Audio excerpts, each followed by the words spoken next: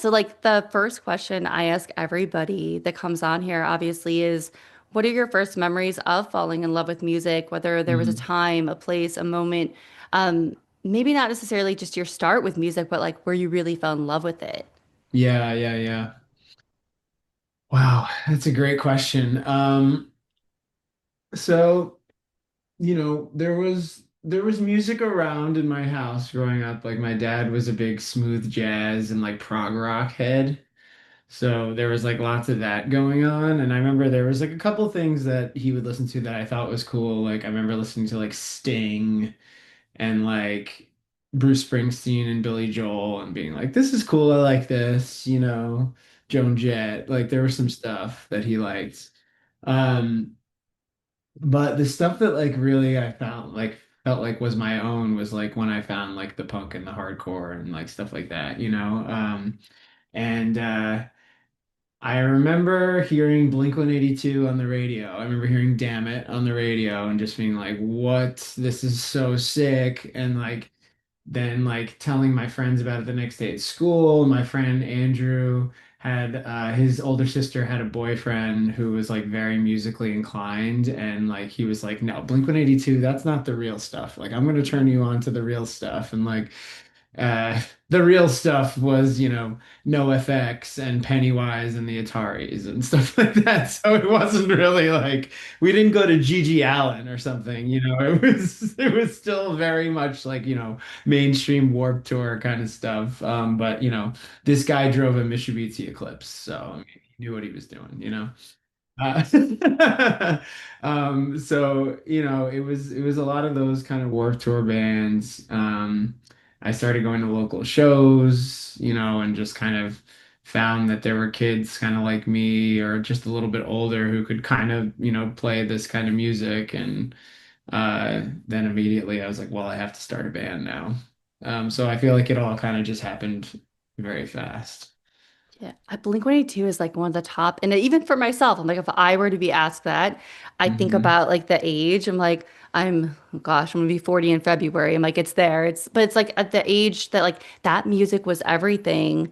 And Hmm. I mean, yes, it was mainstream, and some people would be like, okay, but Blink changed, opened that door for me, Green Oh yeah. Day, all that. And then you Hmm. got into stuff. And then I found stuff that I went through like that new metal phase. And then led Hmm. me to like then the hardcore music and stuff. And my friends are Hmm. like in the car listening to like Converge. And I'm like, should I be listening to this? Like, am I allowed to be listening to this? But I like it. And like, and just and going on that just realm of finding your people. Like growing Yeah. up just out of Chicago, it was like I had to find my people. It was like in school I had like some friends, but once I started going to like my local scene too, and you finding people that are like-minded, and it's just music connecting you. Like you can have so many different beliefs, but being in that room, it's so special. So I love that you bring up too, like Pennywise is another one. So many have brought up Yeah. like they go on that trajectory after Blink-182. Right. I feel like the big unlock for me kind of after that first crap of those bands was like Minor Threat. Like when I Hmm. found Minor Threat, um I remember like I just remember like hearing someone talk about it at school and I was at I would often ride the bus up to Sam Goody in the Cross County Shopping Center and just kind of look around in Yonkers. And I remember seeing the album cover and just being like, what the can I curse? Yeah, yeah, yeah. I was just like, what the fuck? This is the coolest shit I've ever seen. And I like Hmm. bought it and I mean, I was just blown away. But the thing that was so sick about finding Minor Threat, in addition to just being like such a formative band, was it unlocked all of the Discord Records stuff. And my parents wouldn't let me buy anything with a parental advisory on it. Same. Yep. And like Discord being an independent label, like didn't they just didn't submit to whatever the RIAA or whatever, whoever puts the things on the labels. So that I just like I was just like I buy Discord bands now because like this is like my secret hack. Like I can just buy whatever I want. My Right. parents won't like give me shit for it.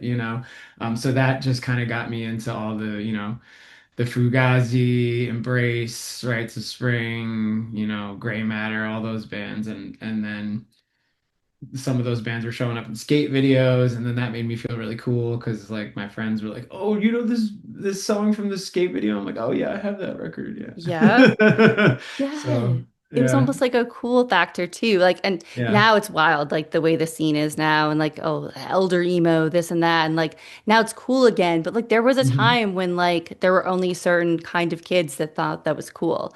Like they would be Hmm. like, oh, who is that? Or like even like a band like Thursday, if I brought that up to somebody, they Mm. would be like, who's that? Like, and like one of my friends always calls them like the normies. Like normies don't know that music, but we did. And it was like so important. I'm like, I guess, yeah, I guess you're right. Cause like, I mean, my age, if I talk to some people my age, they're like, yeah, who are you going to go play? Like, go see. And they have no idea. And just that importance. And while Well, we lived talking, through the thick of it. I'm almost 40 as well, so I'm kind of right there with you. I mean, yeah, we saw Thursday, you're from Jersey, I'm from New York City. yeah, We saw those bands, when they were playing, 200 cap rooms or mhm, whatever, and now it's We Were Young Fest or whatever, but yeah. we lived through Yeah, it. and it's so cool. Like even like be seeing like talking about the bands and the music scene too. You like touched on a little bit. I know now you're in Buffalo. So That's for right. you, like I know for me, like I'm a transplant here. I'm like I'm gonna say it. Like I wish I saw Thursday at those cap rooms, but like being outside Chicago and then now here in Jersey, seeing what's so special about the East Coast. Like there's just Mm. something special about it here. I know people read about it, saw documentaries if they don't live here, but for me to see it, it's like, yeah, I'm so inspired here, like more than ever. For you, what is it about Buffalo that has inspired you? So I've been in Buffalo for like, I don't know, 5 or 6 years or something like that now.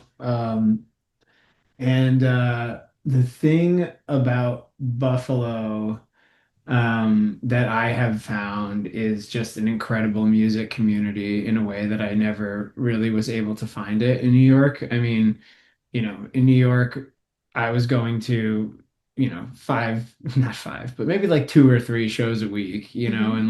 and it was always just, there's just so much volume of great shows. Every tour comes through New York. I was playing in bands, we're playing, decent venues or whatever, but it's quite fractured and stuff in New York because it's so big and there's just so much going on.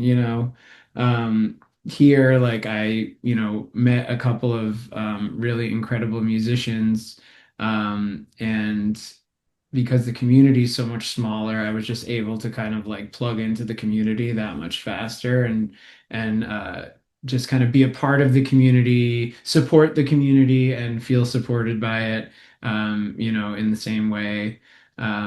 So to me, that's what's really special about here is just kind of not every tour comes through here. A lot of them don't, right? They'll stop in Hmm. Cleveland, they'll stop in Toronto. So I feel like Buffalo really works hard at kind of cultivating its own sort of music scene and its own bands and stuff like that. And like all the shows I go here are local shows. Like there's just a lot of really good stuff happening. So it's pretty cool to, play my small part in that. That's the thing too. A lot of people, I think when I talk to people, even for my podcast, they'll be like, oh, music scenes here, there's no scenes. I'm like, sometimes you have to go find it because I'm Hmm. like, that's me. Like, that's my bread and butter. Even being out here in New Jersey was, yes, maybe some shows do even skip me and myself here in Jersey. They'll go to New York City, which, yes, it is like a hop, skip, and a jump. But sometimes on a work night, I'm like, Yeah. I'm not going to be out. I'm like, I'm getting older where I'm like, I'm not doing that. I'm not taking the train there. And Right. it's one of those things that, yes, we need all this nostalgia going on, but like you need to support your local scene because there are those small Hmm. rooms and things that like that's where the magic is. And we need to preserve that and support that instead of like, yes, spending, and that's no dig on any of these bigger bands. They've earned that. But instead of Mm. spending that arm and a leg for those nosebleed tickets, find your local scene. You could probably Yeah. 15, $20 or even cheaper and just support and buy that shirt and be that community. Hmm. Well said. Couldn't Yeah. agree with that more. Yeah. Yeah. And it's like, obviously, too, I mean, you were someone, again, I wanted to have on here because obviously Sky is Blue is out. It's been out. For me, like talking about music, mental health, the intersection of those two, and music being a catharsis. from hearing you talk about it, from listening to it, it was just like this this needs to be on here. I need to push this for you, for anyone that hasn't seen your Instagram or TikToks or like knows you talk speaking on it. For you, how has this record and the process been a catharsis for you? Mm. Uh, this record has allowed me to process so many things that, I really just kind of like shoved down or ignored for like a large percent of my life. And it's kind of a loose concept record. About kind of growing up in the Catholic Church, and in the closet. I identify as bisexual, and I really like hid that part of me for a very long time. And, you know, Christian culture, Catholic culture, is obviously not very fond of when you deviate from the script of what is allowed of masculinity. So Yeah. it it really fucked me up Mm, in ways that I'm still beginning to understand now, and kind of like putting this art out and talking to people like you about it. And so thank you for asking the mm, question. But it has been incredibly healing to make this album and to speak about these experiences of mine in such a free way, and such a way that is done, through the artistic expression that only punk rock can afford you, mm, fast, loud, visceral. I mean, it's just my guiding sort of principle with this album. Like every time I wrote a new lyric or something was just like, I just need to say it. And if it doesn't make me feel anything, I'm not going, like, just don't say it. Like, just say it in the most raw way that just comes from right here. And everything else is kind of bullshit. But I truly feel like when I made this record, it was kind of like, if no one listens to this, I've already won, because mhm, I've already sort of spoken my truth really for the first time here, in an artistic sense. I've been a songwriter for a long time. I've written a lot of songs about sexuality. It's always been kind of under this guise of metaphor, or like talking through the viewpoint of other characters. I've done lots of visual content that featured like queer main characters and things like that from my other bands, but I never like really owned that as part of my experience. So yeah, like I've put it out there. I've put my cards on the table. And yeah, if not a single person ever heard it, like I truly feel like I've done it. This is the best I could do. This is honest art. yeah. Oh, It feels great. and it is it, and to me, even listening to it, it was like, okay, this is to me is that sort of as the listener, shut up and listen music. Like you need to listen to this and absorb it. Because it just made me feel like, all right, these I'm listening to the truth, like confessions, things like that, where Mhm. as a listener it was like, you need to just pay attention to this. This isn't just your record. And maybe for some people it is. I'm just listening to it and I don't think about the lyrics. I don't think about what I'm Mhm. hearing. But even like how you say things like and run forever, like set me free. The way you say free as well. It's almost like I wonder if even like singing that a little bit, you're like, I am free a little bit. I'm starting to feel free because you can hear that in your voice. And there's certain moments on that record where I'm like, I feel that a little bit as the listener. Mm. Wow. Thank you for saying that. Yeah, that's that's all I could hope for, that like that comes through, and that the music is able to, connect in a way like that with people. So thank you. I yeah, that was a big one. That was one of the last ones I wrote for the record. And damn, it felt good to say those words. Yeah. Oh, I So, think that, and like so too, and like talking about that because again, like I am not of a religious faith, but moving here to New Jersey, and there's a big Catholic uh, just culture. It just a lot of people around me, a lot of churches, and my mhm, fiance's friend that I met through music and loving a similar band, and all his friends, like he grew up in the Catholic Church, and mhm, kind of hearing some of the things that they say as well. About people and their sexual orientation. I've coming from being the transplant, not from that, and a religious background to be like, mhm, why are we saying that? Why do you have that? And kind of questioning that a little bit, and then realizing and again, I'm not being rude about anyone that's religious or that's your thing, but there's that wall up because it's all they know and it's what they're mhm. told. And I think it's for me that I'm like, I guess I just never, I always knew it existed. And there was just that sort of shame that can come along with that if you are of the Catholic faith and Yeah. just then dealing with that. And then how do you talk to people about that that are of the same faith? Where myself, I'm like, I'm talking about it and I feel so strongly. But I'm not of that faith. It's easy for me to not have that Mhm. shame or talk about it. So Yeah. I can't imagine going through that. And I mean, still, right? We're in 20, about to be 2026, and the climate right now is just it's it's It's so regressed in a lot of difficult. ways. Yeah. Yes. Yeah, I mean, shame is kind of the name of the game. It's the main kind of device. I Hmm. mean, the idea of sin, we could get into a whole thing about this, Yeah. but uh yeah, the shame is so damaging. And as a I'm a parent now. I have two kids. And, obviously I'm someone who's hyper aware of shame, growing up in the Catholic Church, growing up with this secret, like, shame kind of really ran there was a little shame mouse in my head, like moving me around for a long Yeah. time. Oh, Um, sure. and obviously as a parent, you try to break cycles and you try to make sure that you don't, make the same mistakes that your parents did. But we're all human and sometimes we fuck up. And there's definitely been a few times where, I'll react to something one of my kids does, and maybe I'll say something that, would put them in a position of shame or try to use shame to correct a behavior or something.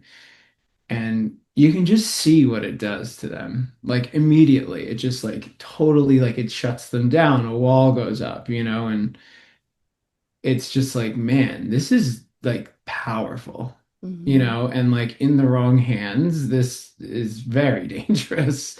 And I don't believe that the Catholic Church and culture at large created around the Catholic Church wielded that power responsibly.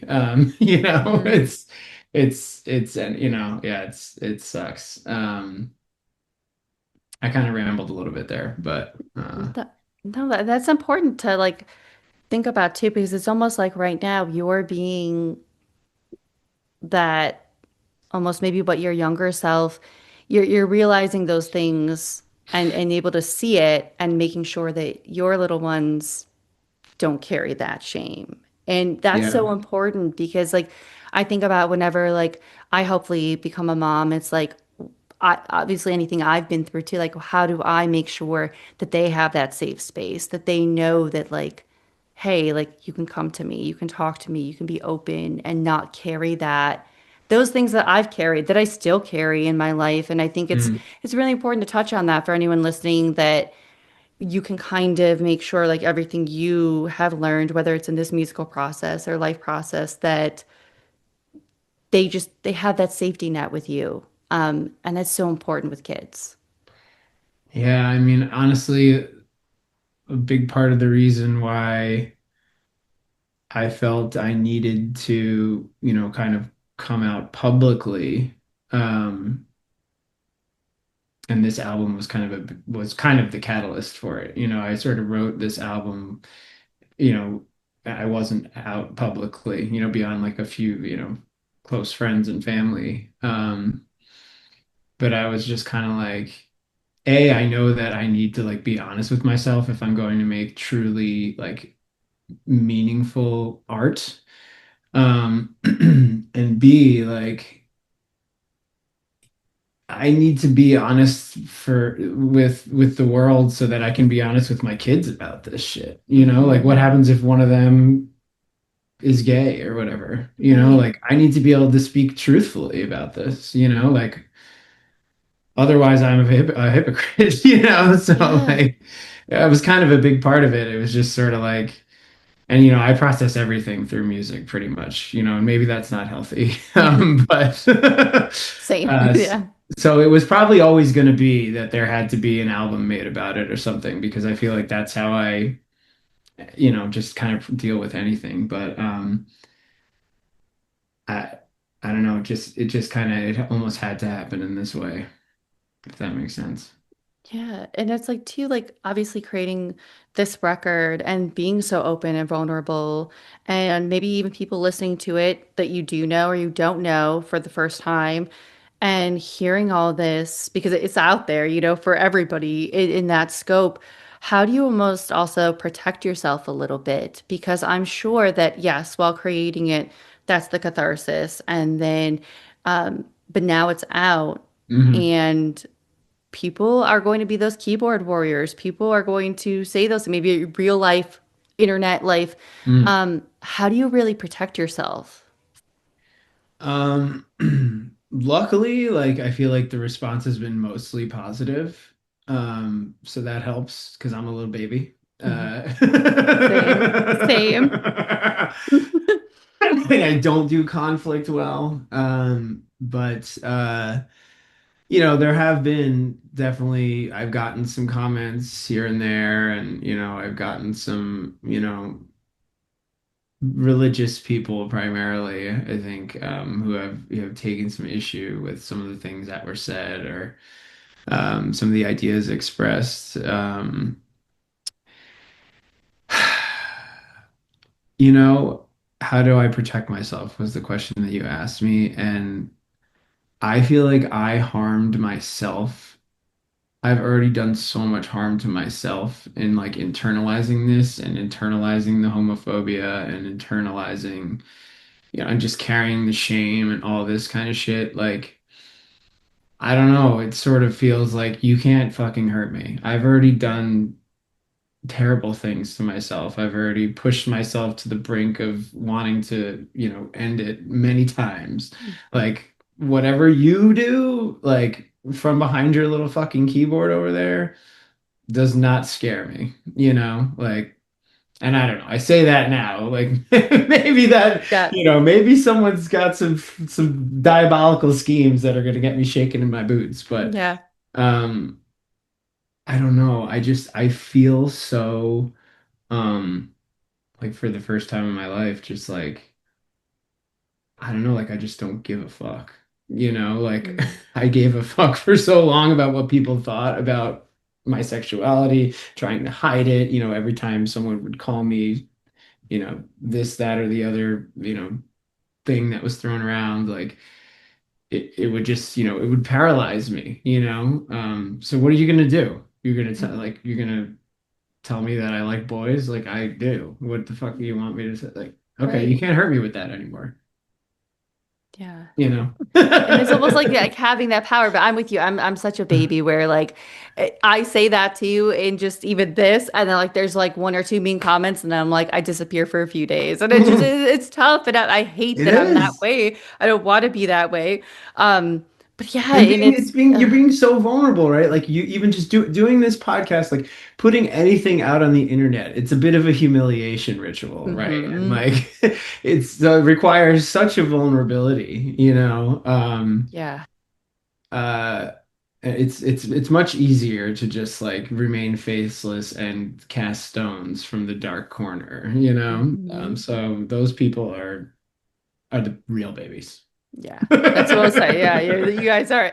And like too, like something I like to do too, and I know I'm having someone on to like almost get to know too is go back to like what did they kind of do in the beginning when they were posting. So yes, I am that creeper. I scrolled all the way down to like I think it Mm, was like 2021 or whatever it was. And I want to say and there was a thing and it was black and I know there were cat eyes by it too and mm. it said remember all the things you wanted to be when you were 16.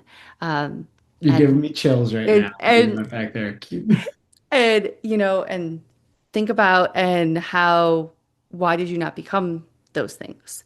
Yes. Um, and that hit me very, and again, just so hard. I thought about myself, but also I thought about you for that part Mm, of, wow, Sal has gone through like already like, that time. So now we're on the curve of like 2026. hmm Sky is blue is out. And like you said, whether it was in metaphors, you were always um, singing about this stuff. And now you're open and vulnerable with hmm that as well in a different way. So for you, what do you think that 16-year-old self would think about the sky is blue? Ah, I think they would think it was rad. Mhm. I think they would think it was brave. I think they would um, think, wow, I didn't know you could be that good at guitar because I could not play guitar for shit at 16. Yeah, that was the first that video. It's like got some blinking cat eyes, and I think you said it. It's like, what did you want to be when you were 16? Why didn't you become those things? And definitely I really wanted to be like a songwriter, and I started out as a drummer. I could not sing, I could not sing, I could not play guitar, I could not write a song for my life, but I wanted that so desperately. Like, I just like I heard a Conor Oberst record and I was like, oh my God, I have to be that. Mhm. And yeah, and I wanted to be free, and I wanted to express myself freely, and not under the curtain of shame or metaphor, and I'm doing that now. So I think that I think that 16-year-old Sal would be, I don't know. I guess when I look back on it now, I'm just sort of like it feels so simple because I'm on the other side of it now, it's just like why didn't you do this earlier, But I mean, I was so afraid. I was so afraid that my friends would think I was weird. I was so afraid that my parents would, stop talking to me, just all the things. Just so afraid of being abandoned, so afraid of being, different, so afraid of just like being who I truly was. So I think the 16-year-old me would also be quite relieved. Like I can't imagine that because too it's like again I think about now and then I think about yeah when I was 16 and like you said things have regressed so much in acceptance and even Mm, people you think I mean there were friends of mine that have came out to me and they were nervous with me and I'm like with me like I, I'm not in that way. I don't think I gave off a vibe in that way or anything that I would mhm. but to them it is such a just difficult thing. I can't truly imagine. And again, like I commend you for being so open and to, like I said, to all of us that again, it's going to live on forever. It's there. And I guess for you too, like if there is someone that is struggling with that themselves, and hopefully they find your music through this podcast or one of your TikToks or anything or a show, hopefully they go out. What do you sort of say to that person out there that doesn't think they can be that strong and Mhm. be open.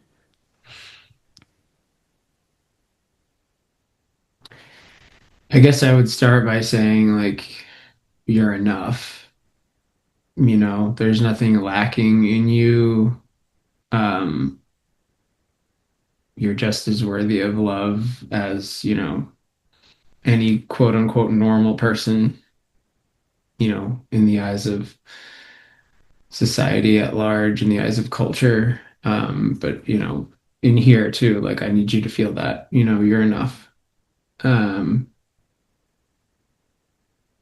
and don't, you know, let shame or dogma like determine the path of who you're supposed to be. Like you are beautiful, you are one in a million, you know, you are you. Like, and also I would say like, you know, don't be afraid to express it in some way. And if you can't express it directly and talk to those you love, like try making art about it. I don't know. I feel like that has saved me on many an occasion.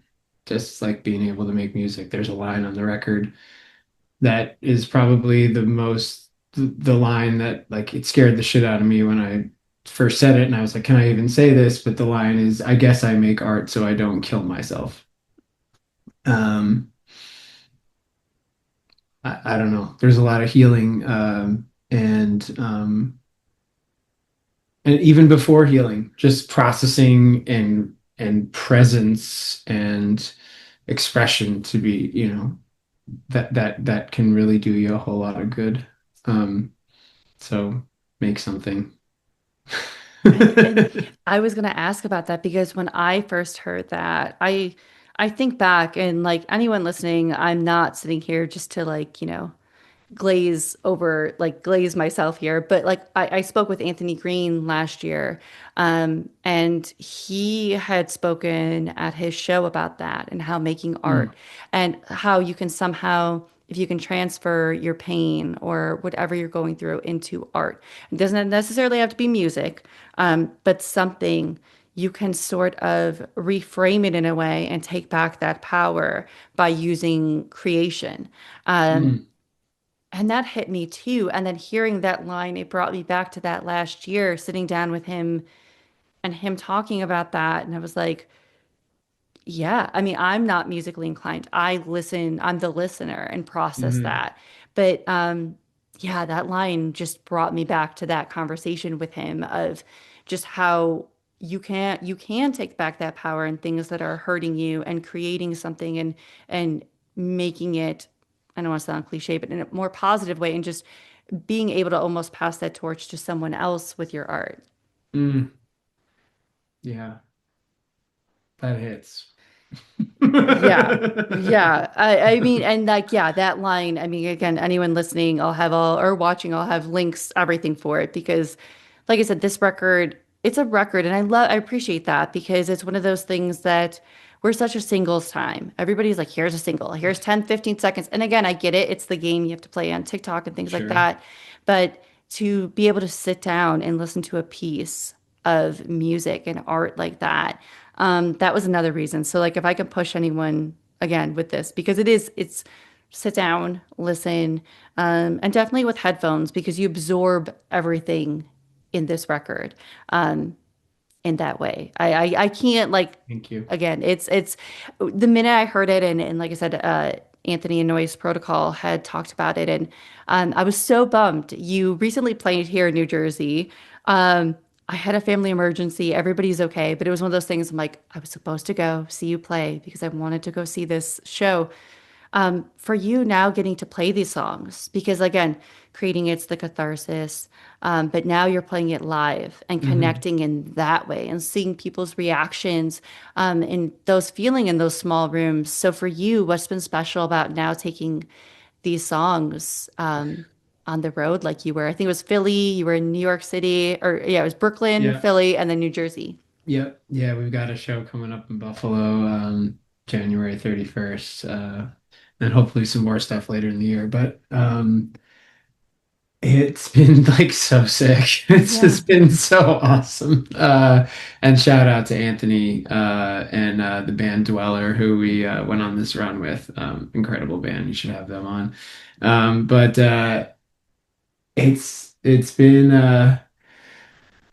it's been just, I mean, first of all, like I have like the guys who play in this band with me, Mike, the drummer, Mike Hansen, just one of my songwriting heroes, incredible songwriter, incredible drummer and performer. Our bass player is Mike Daganese. incredibly talented. We have Josh Martin. He's got a project called Thought Trials. He's the guitar player. And then for this run, one of my oldest friends, John Laszlo, who lives in Brooklyn, filled in on guitar. So that was like so special because it was like the musical homies of the Mhm. past meeting the musical homies of the present, and Yeah. we're going on tour together, you know. Yeah. And God, that was amazing. But yeah, playing in Brooklyn, I'm from the Bronx originally, so like a lot of my friends and family came out. My brother and sister were there, some of my cousins were there, just like a lot of really old friends who, have been to my shows over the years. And to play these songs, in front of that crowd. And also I don't play guitar anymore in this Mhm. band live. I just sing. So, I've played many shows where I've either been playing drums or playing guitar, so this was kind of a new sort of experience, I think, Mhm. and that just feels great. I mean, I'm jumping around, I'm, getting in the crowd, I'm, doing all that kind of stuff, and I'm doing my silly little dancing and stuff, and like I would have never done that before because I would have been like, they'll think it's gay, Right. but Mhm. Right. now Oh I'm my like, gosh. well, then Yeah. maybe I don't give a shit. Yeah. Oh yeah. And I think that's the thing too. Like I think that's so great to hear it in kind of, you talk about your younger self and now we're like, yeah, you don't give a shit. You just want to you're you. You're authentically you. And music Yeah. has provided that outlet, and like we all get to now see that. And it's it's really cool. And that's why I was so bummed because I was like, I think like a lot of these songs, like especially like Run Forever, just hearing live. And from the videos, like I said, like yeah, you are in there. It is giving that feeling of those shows that I grew up in and those bands that I still love so much that I go see that they're like in your face and you just feel what they're saying and that Mhm. authenticity of it. Thank you. Thank you so much. Yeah, it's been really awesome. And I'm looking forward to this Buffalo one. I think it's gonna be really fun. Um, yeah, playing shows is great. I love it. I don't love the traveling as much, doing this, it was 3 shows. Is the first time I've done like consecutive shows since before the pandemic. Like, we've done a couple one-offs. We went to Cleveland, we went to Chicago, we've gone, different spots in New York that were, an hour or 2 hours away or whatever. But this was the first like tour, quote unquote, multiple shows, multiple nights. And like it's, I'm not gonna lie, it took a lot of effort to like get it all together. And the other people in my band have kids too, and Mhm. we're all almost 40 or over 40, or we're all in that range, so it's no small feat, and that kind of makes it frustrating, but also like all the more special, because it's like it's fun to just kind of dip back into this way that things were when we were in our early 20s, like playing shows, like, but like now, I make sure I eat a salad every day, Yeah, right. like It's not too very, many Wawa hot dogs, oh my gosh, yeah.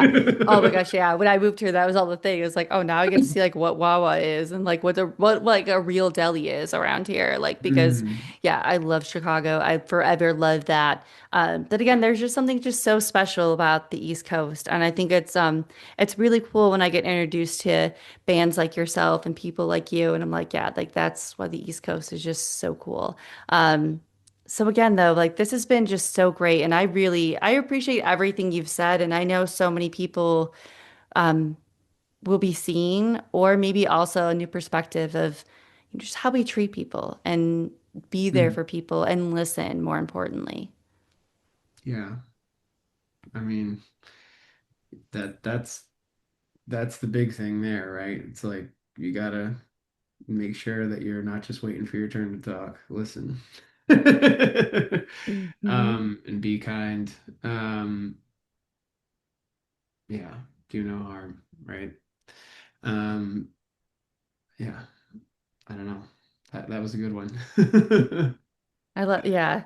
I'm like, that'll have to be, there's so many things. I'm like, okay, I got to clip that. I got to, because that is so great. To, like, listen to this episode. This is, but again, like, this was so great. And I hope everybody that is listening, like, go to Buffalo, go to the show in January. I'll make sure I have links for that too. But again, I thank you so much because this was one I was like really looking forward to it. And I was like, this is one I have to have on. Um, so again, really appreciate you taking time for me. Yeah, thank you so much, Lisa. No, this has been really special. And yeah, I've been, seeing what you've been up to and stuff on TikTok and stuff like that. And, I think it's really cool what you're doing, and I'm very stoked to be a part of it. And I appreciate everything you're doing to kind of, just spread the word and spread the love. And, this doesn't just happen by accident. Mhm. So thank you for the work that you're doing as well. I appreciate it. Oh,